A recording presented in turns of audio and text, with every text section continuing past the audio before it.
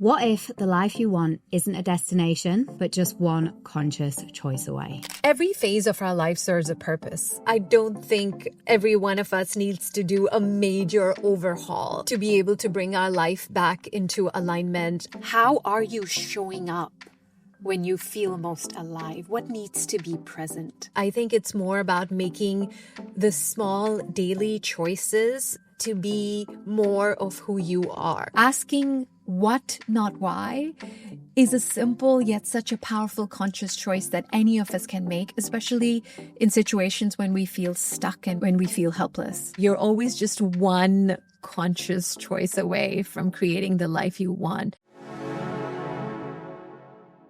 Welcome to Decisions That Count. I'm neuroscientist Dr. Shawn Watson. Today, we're going to explore the conscious choice, how a massive career pivot from Wall Street to purpose can rewire your brain for impactful decision-making. And I'm Michelle O'Brien. Our guest, Bhavna Toor, is a leader who made the ultimate conscious choice, leaving a high-powered career on Wall Street to become a mindful leadership coach. She's the author of a powerful new book, The Conscious Choice. We're going to explore how to cultivate our own inner compass to navigate cognitive overload, combat decision fatigue, and make decisions that align with our deepest values.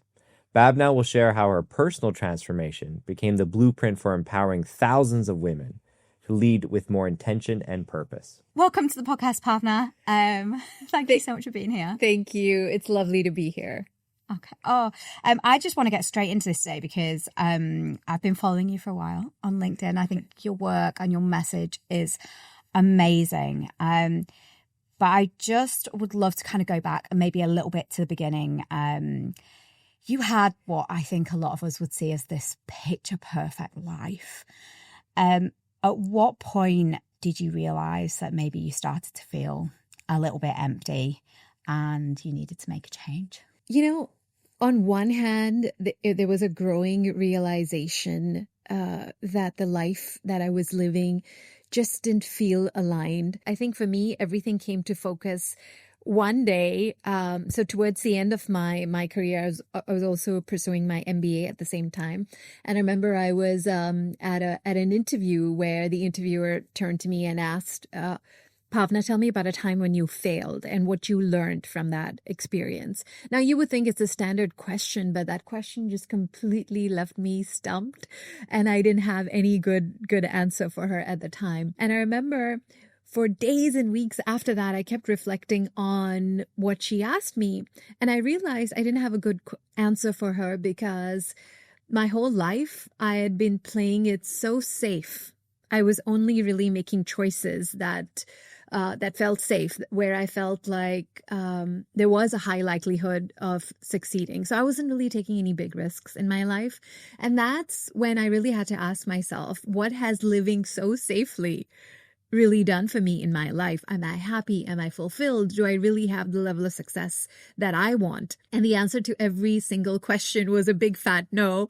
And that's when, for the first time, I knew that the life I'm living is not fully aligned. And unless I make different choices, I'm always going to regret it. Oh my gosh.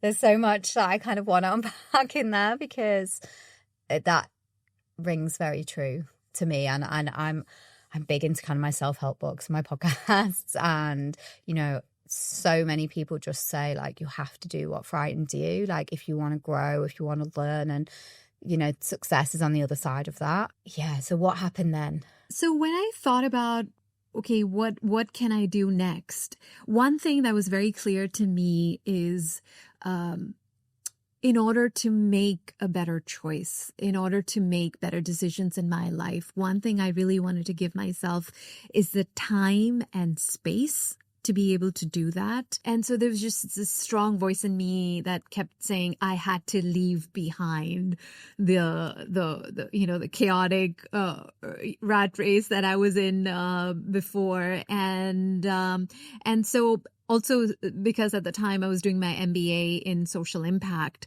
I thought, okay, this is a time when I can really go and experiment as well. So I decided I'll move to India, both as a professional decision to really experiment and see what else I could do with my life, but also as a spiritual decision as well. I wanted to be able to give myself that space and time to go within and really be able to answer the kinds of questions I had begun asking at that point in terms of how can I live my life? What is the definition of a meaningful life? How can I make a bigger impact? I feel like these are questions that we all end up asking at some point in our life. Mm-hmm. And it's really important that we give ourselves the right kind of time and space to be able to explore and delve deeper into these questions. And so for me, that meant moving to India and really, giving myself that kind of freedom.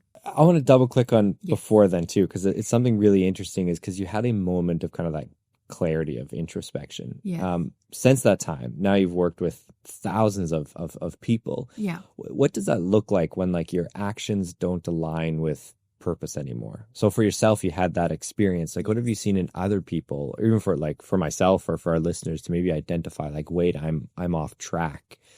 What does it look like in people you've worked with? You know, the best way to explain this actually comes from the work of these two lovely professors who've done a lot of work on spiritual psychology at the University of Santa Monica. And they talk about how in life you can really move along two spectrums or two lines. One line is the goal line. That's the line most of us are running along. This is when you're going after one goal after another, the societal script that we've all been conditioned to follow. And many of us are unconsciously following that because that's what we believe we're supposed to do. And so that's the line of doing, the line of just taking frantically following one goal after another. And that line, if we haven't really stopped to ask ourselves if that is how we want to proceed in our life or in our careers, it can leave us feeling empty. And that's what happened with me. Now, the good news is there is another way to move in our lives, and that is across what they call the soul line. The soul line is the line of becoming. And on the soul line, you're not just asking, what can I do? You're also asking, who do I want to become? As a person, as a mother, as a leader, as a human, who do I want to become in a way that will really give me greater peace of mind? What do I really value? What are my values? And how do I live my life in alignment with those values? How do I make my decisions and choices? And am I making my decisions and choices from those values? If your soul line and your goal line are pointing in two different directions, as happens with a lot of us, you feel that disconnect. And I definitely felt that. But I think what the conscious choice we can all make, and this is the work that I've been doing over the past decade, is helping people align the goal line and the soul line by making sure they're both pointing in the same direction. And that happens, coming back to your question, not when we abandon our actions or our sense of ambition, but when we infuse so much purpose and so much meaning into the actions that we're undertaking, so that in the process of doing what we're doing, you're also becoming who you wish to become. Because your actions or your goals become a vehicle for your personal growth and for your spiritual growth as well. And that's when you really feel that deep sense of alignment. It's great. And I think that's the ultimate goal to hit. Obviously, life gets in the way and it's tough. Yes. But so like who you want to become. So in my own life, I know that's kind of changed over time. So do you in your own life and who you work with, all the people you work with, is it something you need to kind of audit back with and kind of check in is who do I want to become now? Who do I want to become now? Like, is it variable over your life and your career? I would say yes, they're definitely both components of it. I think the first question that I feel doesn't change so much is when we bring it back to values. What are the kind of values that I really, truly want to embody and express in my life? So for example, for me, I knew it was values like courage and compassion. And when I really asked myself, am I truly living with courage and compassion right now, given the career that I had back in New York? And I realized I wasn't to the greatest extent. And so for me, that became my compass. That became my North Star. And now 10, 15 years later, that is still my North Star. Each day for me, it's still about asking, how am I, and how can I express more courage and compassion with everything that I'm doing? So I think our values definitely give us a more enduring North Star or direction. But on a practical level, in terms of how those values take shape and how you express them, that can change over time. So courage in my previous career may have looked different. In my current career, it looks it looks different because I'm giving myself different challenges to go after. So the expression of that courage, yes, we can definitely at different points ask ourselves, okay, what does courage look like for me now? So yes, I think to your question, we can definitely keep pausing at different points in our lives to keep checking back that how would I answer this question now? So this way you both have a direction, but you have these checkpoints as well. I think there was a period in my life where, like, I think if you'd asked me what my values were, I wouldn't have been able to answer you because I'd never sat down and really thought about them. I was kind of rushing through life and, like you said, kind of on that path. And 3 years ago, there was a significant shift after kind of coming out of COVID, becoming a mum, trying to settle back into the life that I had before that and realizing it just didn't fit anymore. And a lot of that happens to kind of coincide. I stopped drinking and really kind of did a lot of work. And a lot of the work that I did was healing, past traumas, but also defining what my values are, what's important to me, who was the person that I wanted to become. And therefore, what did I need to let go of in order to get there? And that kind of was a 12 to 18 month kind of process of really kind of chipping away and working on it bit by bit. But the outcome of that was I started to feel proud of the person that I was becoming. I started to like myself and started to be able to feel confident enough to start Upward Spiral podcast, to start this podcast, to start working with Shawn and start working on kind of a product that I genuinely believe is going to change the world. Like everything started to fall into alignment. Like it was like, okay, I'm becoming happier in myself. I know who I am. I know what I want. Yeah. And therefore, the right opportunity started to come, or I paid more attention to the right opportunities and thought, okay, this person that I get to work with, the CEO as well, the product, the purpose, it aligns to me. It aligns to what's important to me. Yeah. It takes a bit of time, but I and again, I was kind of 37 years old before I actually did that work. Yeah, I think it's a great point. I think is when we're younger too. And a good get your thoughts on that. Like, at least I know I was like, you're driven by external validation. So kind of people tell you what your values are. You don't really think about them yourself. How does that come into this from that external validation point? Maybe that's more the goal line when people validate. We all like it though. We all like that external validation. But is it temporary, or how does that relate to this, the soul line that you mentioned and finding our purpose? So there's this beautiful term that comes from the work of this French philosopher that I really like, René Girard, who talks about mimetic desire.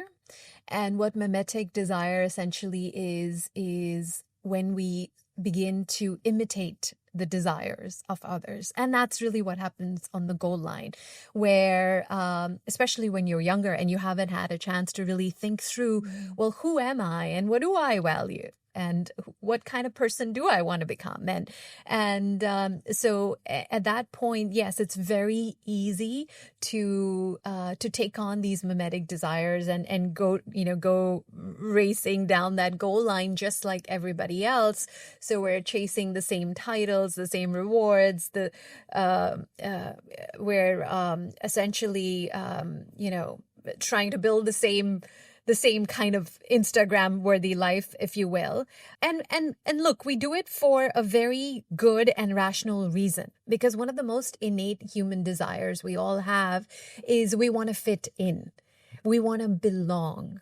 We want to feel like we're part of the tribe, part of the community. So yes, you follow the societal script and you do what everybody else is doing. But what happens eventually if you haven't taken the time to really ask yourself, but what feels authentic to me? What is my truth? What is my path? If you haven't taken the time to answer those questions, at some point, that does come back to bite you, or that does come back to haunt you. And that happens at different stages for each of us. It could happen in your 30s, in your 40s. I was in my early 30s when I started asking that question. So I think, to your point, every phase of our life serves a purpose. I think even that phase when we're running across the goal line, it's such a rich source of learning and insight still. So I don't fault anyone for sure for moving along the goal line. But I think, yes, whenever that phase comes, and it comes at different times for each of us, that's when you do need to pause and reflect and also ask yourself, well, what does moving across the soul line also mean for me? And how would I answer that question? And in my own way, how do I start to create that alignment between the goal line and the soul line? How I'm thinking about people in my life right now who really need to work on that soul line, but feel like they just don't have capacity to do that. Quitting the job and kind of going to India. My runaway was Sri Lanka, so I'm with you. Right. But how can you help people who just feel like they don't have capacity? Yeah, but know they need to, or the fear for, like, because to leave a good job, right? That's very difficult, right? Like, and I have friends and family, and they call it, like we've talked about, like golden handcuffs. Yes. Right? Absolutely. So yeah, I'm super curious about Michelle's question as well. Like, what builds to that decision to move to India or Sri Lanka? Right. When life is good, I suppose. Maybe not fulfilling or purpose driven, but you're also smart or aware enough to know that life is good. Like, it could be worse, I suppose. Yes. Well, how can you do it without having to run away? Run away to India, Sri Lanka. Yes. No, absolutely. And honestly, I don't think every one of us needs to do a major overhaul to be able to bring our life back into alignment. I think it's more about making the small daily choices to be more of who you are. This is one study that I find fascinating, that I think really speaks to this. So Amy Wisniewski had done this study in a hospital looking at doctors, nurses, and janitors. And the question to all of them was, when you think about the work that you're doing on a day-to-day basis, do you think of it as a job, a career, or a calling? Now, whenever I pose this question to a live audience, usually people will say either the doctors or the nurses. Very few people will assume that a janitor is going to wake up jumping out of bed saying, all right, I get to do this today. But the results were so fascinating. It turned out a third of the doctors, a third of the nurses, and a third of the janitors each thought of their work as a calling, which means that the work that you are doing is not as important to you feeling like your work is a calling. It is how you do it and what you bring to the work that you're doing that changes the experience of what you're doing. So in this case, for example, the janitors who thought of their work as a calling, they thought of it as a calling because they were seeing it through the lens of, how can I, even in my own capacity, really make a difference? So these janitors were saying things like, I get to come to the hospital and create a home away from home for the patients. Some of the janitors were saying things like, I particularly look at patients who don't get a lot of visitors because I know those are the ones who are probably lonely. And those are the people I want to spend more time with. So they would make an extra effort to talk to them. So in their own capacity, they figured out the agency that they have, the power that they have to still work with their values, whether it's of humanity, of kindness, of compassion, of love, really working with what they have and what brings them meaning, and spreading that and using that to also make a positive difference to others. So I think anyone who's listening to this, my question to them would be to ask yourself, what makes you feel whole and complete and proud? What makes you come alive? What are you expressing? Is it love? Is it kindness? Is it integrity? Is it creativity? What makes you come alive? And how can you, even in small ways, on a daily basis, make a choice to express more of that?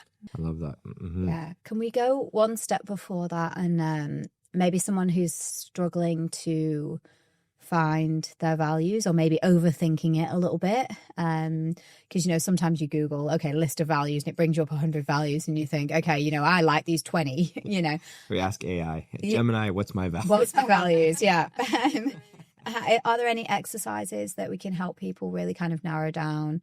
And maybe their exercises, and then maybe their strengths as well, because I think it's probably important to know both. Yeah, that's a great question. One easy exercise and one easy question that I think anyone can answer is, who do you admire?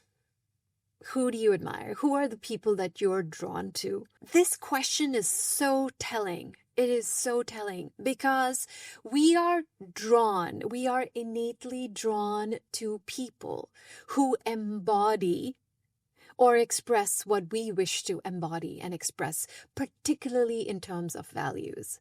And this question I feel very confident about because this is one of the questions I asked myself, in fact, when I was in that transition period, figuring out, okay, what could that next career be like for me? I was fortunate enough to actually work with a coach at that time to help me figure this out. And this was one of the first exercises my coach gave me. And for me, just in answering that question, I remember I was able to discern so many patterns among the people whom I admire. And I realized, yes, they were all people who were very, very grounded, very human, very authentic, yet really working with the best of them to really uplift others as well. So they really were this expression of authenticity and compassion. And that's how I started to realize, okay, these are some values that I really hold dear and admire. I think also looking back and asking yourself, what were the moments in my life when I really felt alive? Moments, especially when you were really showing up in a way that made you feel proud, and to ask yourself, well, what was I expressing in that moment? What was happening around me or within me that was making me feel that alive? I think that's a really powerful question as well that will really help you understand, how are you showing up when you feel most alive? What needs to be present? One thing that really helped me was, and that's kind of aligned to that last point, is I did my human design, and understanding that as like I'm a generator, meaning that I generate energy when I'm doing things that I really, really enjoy and really love. So, last week we were in London and I'm high like all week. I was just enjoying all the incredible conversations that we were having, the podcast, and it was giving me energy. It was giving me life. Yeah. And then what drains me is that what drains my energy is doing things that I just really don't want to do, you know? And it's like, there might have been kind of in the past, like pieces of work or working on different brands or different clients. I've got an advertising background that would just drain me, and I would find the work difficult and it would just drain my energy. And I think once I did my human design and realized like, I should be doing things that give me energy, and that's what I'm going to be successful in. Yeah. And then things that are draining my energy are things that I need to avoid, which is hard when you're in a job where you have to do things that you don't want to do.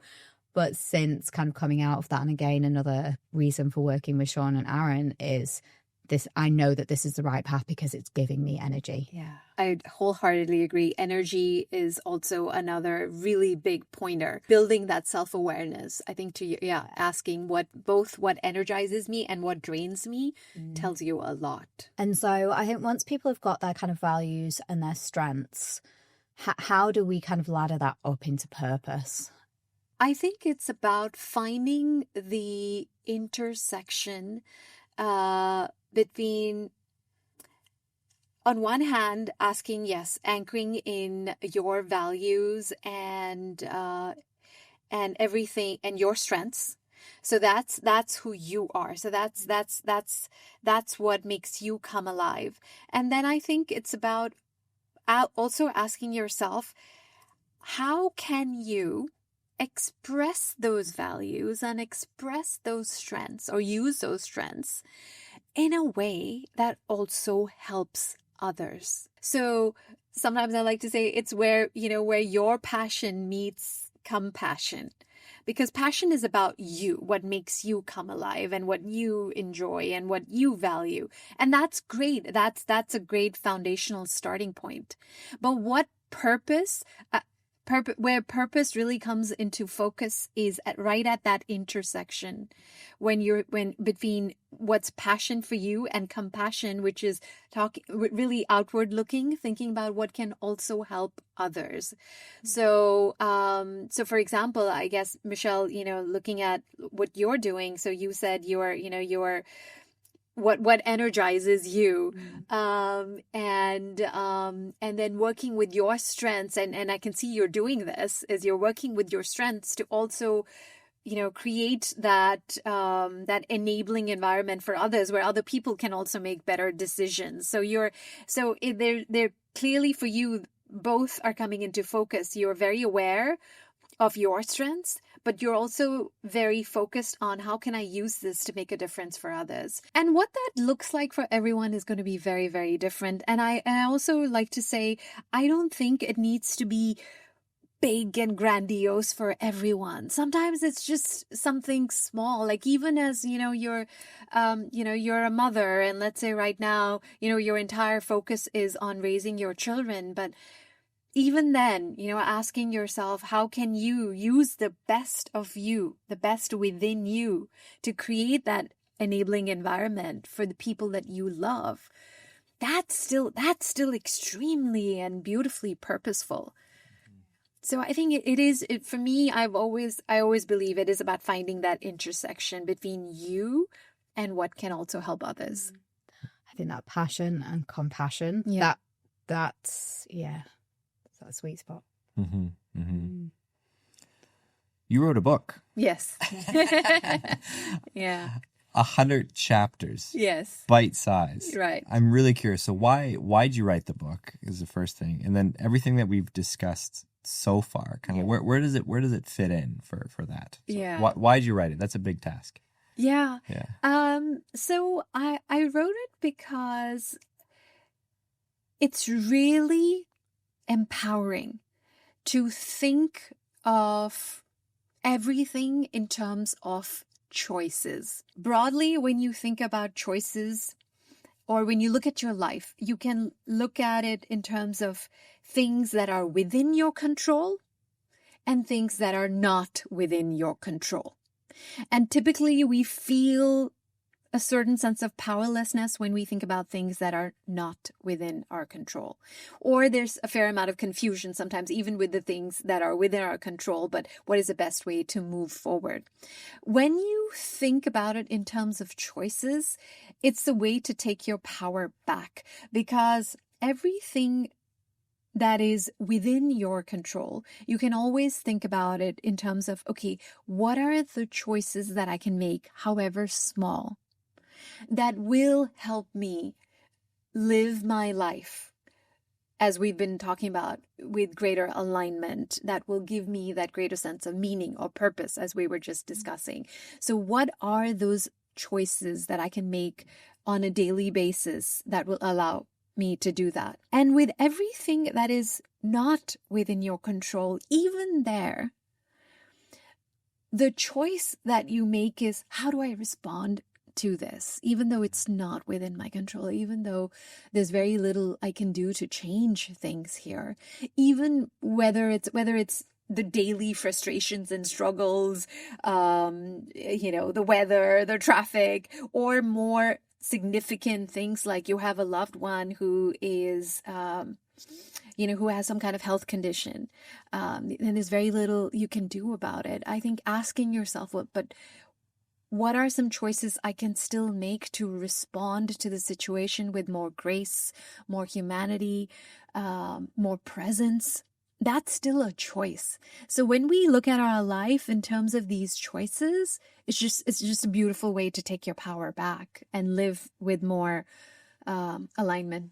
One of the reasons why we started this podcast for sure is to reignite a generation's belief in their decisions. Yeah. And I'm just so aligned with everything you're saying. I mean, from a neuroscientist, physiology, we know that our capacity for decisions is declining because society is so busy. Right. And we're making so many decisions that I think what's happening is we're actually just taking action and we're not thinking about the decisions enough. And we have a great saying which I think is another way to put what you just told us, is we're the sum of our decisions, the ones that we make for us and the ones that are made on our behalf, right? So just like your choices there. I just think it's so important, and what you're trying to describe, not many people actually thinking about their decisions, which is weird to say because obviously I have to make decisions, but they kind of flip right to actions, just because there's so many decisions to make nowadays that they've lost their importance. Can you give us a couple of examples or a couple of the chapters? So coming back, actually related to a choice in situations where you cannot control the situation. One of the chapters that I have is consciously picking what question you ask in that situation. So to give you an example from my personal life, a few years ago, my father was diagnosed with Parkinson's.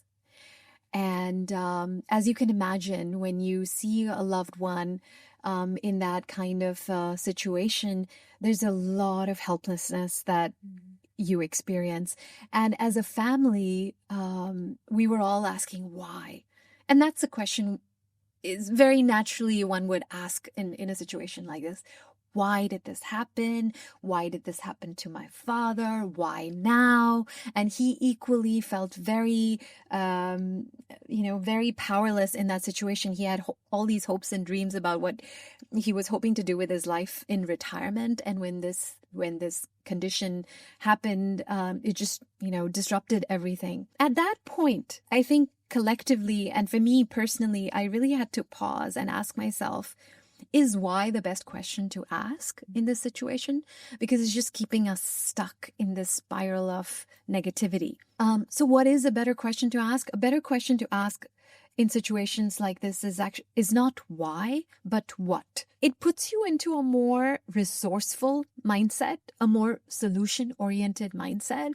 And so I was able to think of so many small ways in which I could help my father. And for example, the one choice I made was, I knew one of the things he really wanted to do was pass on his legacy and his lessons. So I hired a ghostwriter to sit with him once a week, every week, to document his life.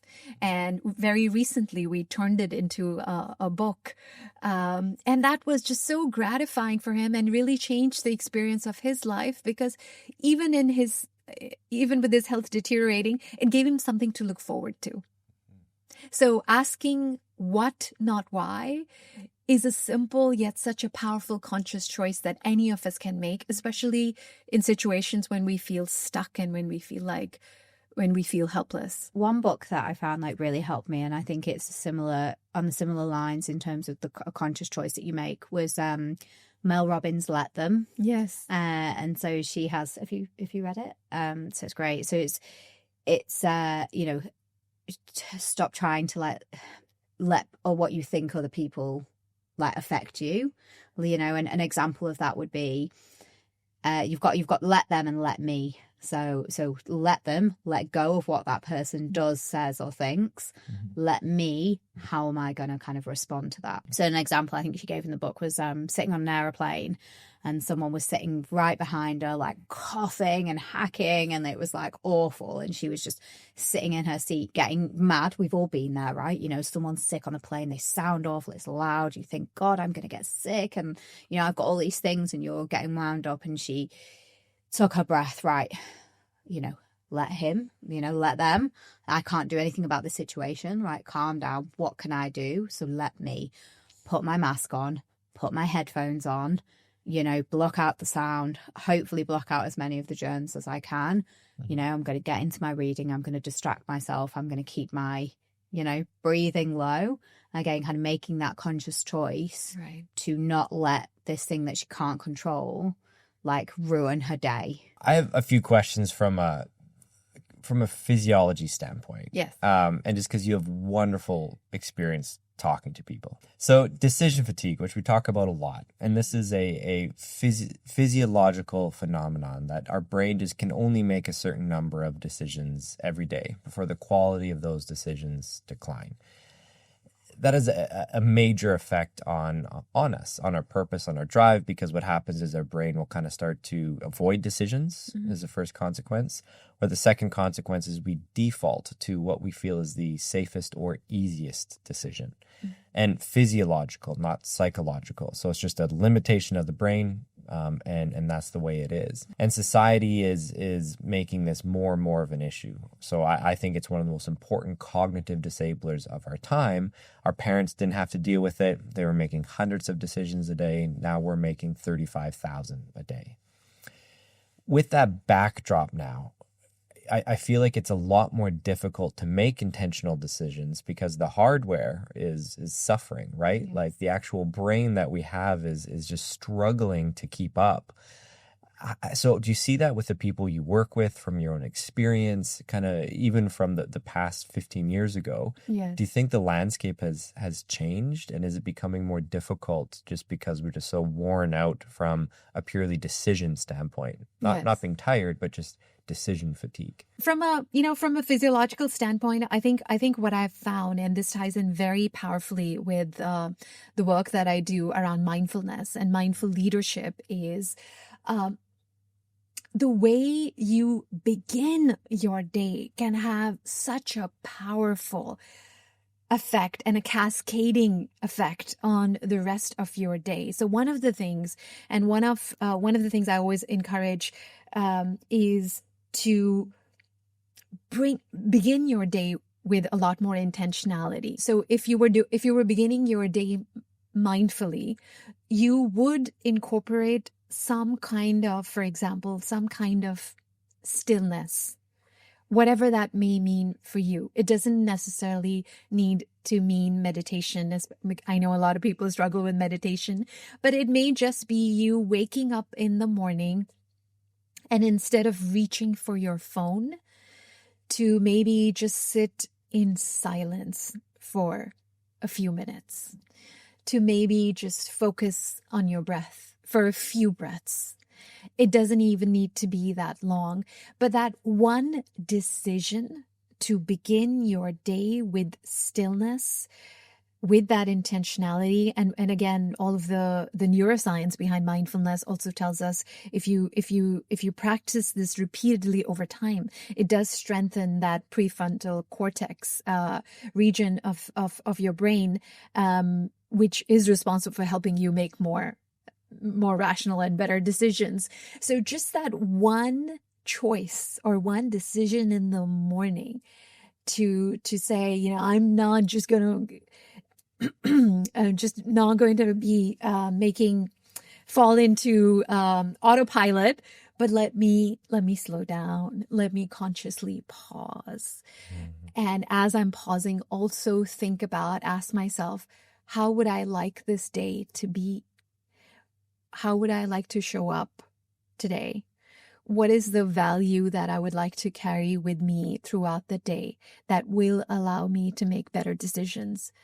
So just that pause, what I find is then allows you, it becomes that really strong foundation that becomes a stronger enabler for then making every other decision the rest of your day. I'm a complete believer. Now, I will say, before I thought, and you've heard me say this before, I thought mindfulness was more spiritual. Like throughout my academic career, I thought that's what it was. But you're absolutely right. The neuroscience, and there's a lot of great research behind it, including with decision fatigue. So that's what I implement in my day now. And actually, I do a lot of these little breaks just for stillness. And I don't touch my phone. I just take that break to give my brain a rest. So I think that's something that I've personally found very beneficial as well. Bhavna, I really would like to talk to you about some of the women that you work with. Yeah.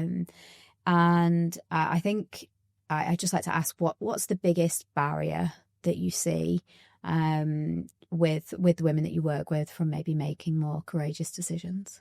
I think it ends up being a combination of internal barriers and external barriers as well. And I think it's important to highlight both, because often what I've seen when it comes to women is we tend to make the entire conversation about internal barriers, like, as women, as if we where we experience more self-doubt and that is really the thing that is causing our downfall. Self-doubt, of course, is very, very universal.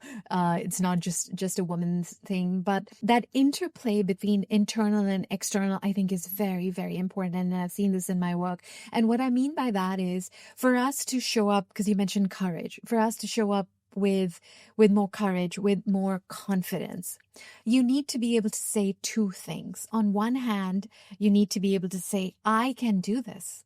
So that's very internally driven, very focused on your internal game. But at the same time, for us to show up with more courage, you also need to be able to say, if I make this choice, if I do this, it can go well for me, or it can happen. So can do and can happen. You need both. You need both voices. You need both working in your favor. So for example, let's say you are applying for a position or you're taking on a challenge that feels a little bit outside of your comfort zone right now. So one part of you for sure needs to be able to say, all right, it's, I only meet 6 out of the 10 things that are needed for this. But I think I can do this. I can figure this out. But another part of you also needs to believe, if I take on this challenge, there will be people around me who I can turn to for support, for help, who will help me figure this out. And if I'm struggling, if I'm stumbling, there's space for me to fail here. So you need both that internal sense of safety that I got this, I got my back, but you also need that external safety that, there will be support for me. There's space for me to fail here. If either is missing, it's going to impact my confidence. It's going to impact my ability to show up with more courage. So I think we need both. And in terms of, again, bringing it back to, okay, what is within your control? Of course, the inner work in building your own confidence is something we can do.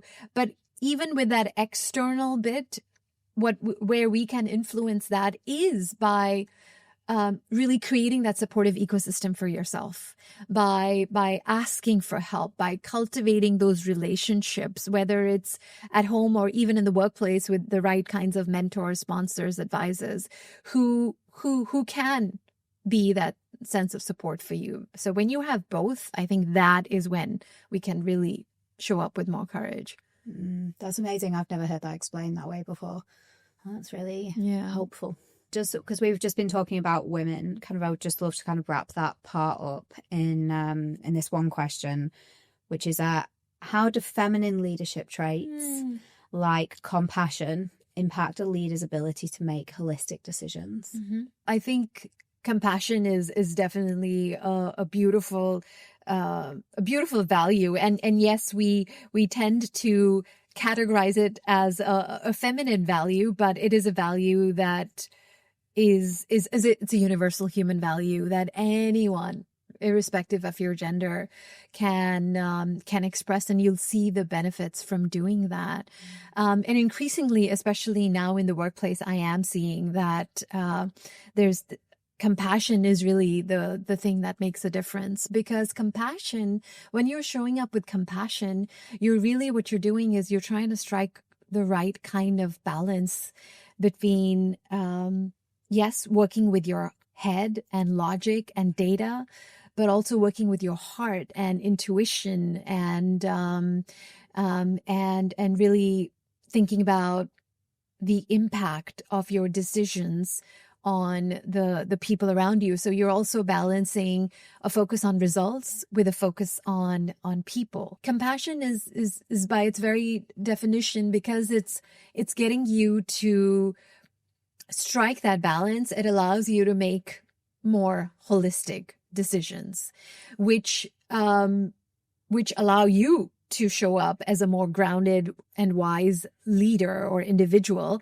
But equally, now all of the research points to how compassion, more than any other leadership value, is the one that really allows you to create that psychological safety, that safe space for people around you to show up as their authentic selves, show up as their best selves, who can confidently say, yes, I can show up as myself. I can say what I want. I can try new things. And there's space for me to try. There's space for me to fail. And those are the kinds of environments that really thrive. So I think, yes, compassion is one of those strongest feminine leadership values that I think we need a lot more of. I love it. Oh, Bhavna, I could listen to you talk all day. There's so much wisdom coming from everything that you're saying, and I'm just eating it all up, to be honest. It's been just so wonderful talking to you today. Thank you. Thank you so much for having me on. It was absolutely wonderful speaking to you both. And in the end, I just want to say, sometimes when you're thinking about all of this, it can feel very overwhelming, and you start to think, where do I even begin? And I always like to say, you're always just one conscious choice away from creating the life you want. So just begin with one choice, and it could be the smallest choice, but even that small choice will create that positive domino effect or ripple effect in your life. And before you know it, that one choice is going to cascade and ripple out into creating bigger, more beautiful, more bolder changes in your life. Oh, couldn't have said it better. Could have said it better myself. And that's why we're called Decisions That Count, because even the little ones have impact. Yes. So thank you everyone for listening, watching, wherever you are. If you've got any questions, please drop them in the comments. Bhavna, Shawn, myself will respond, and we'll link to all of Bhavna's amazing work below. Please do reach out to her. And thank you so much for coming. And as always, please make every decision count. We'll see you next week. Bye.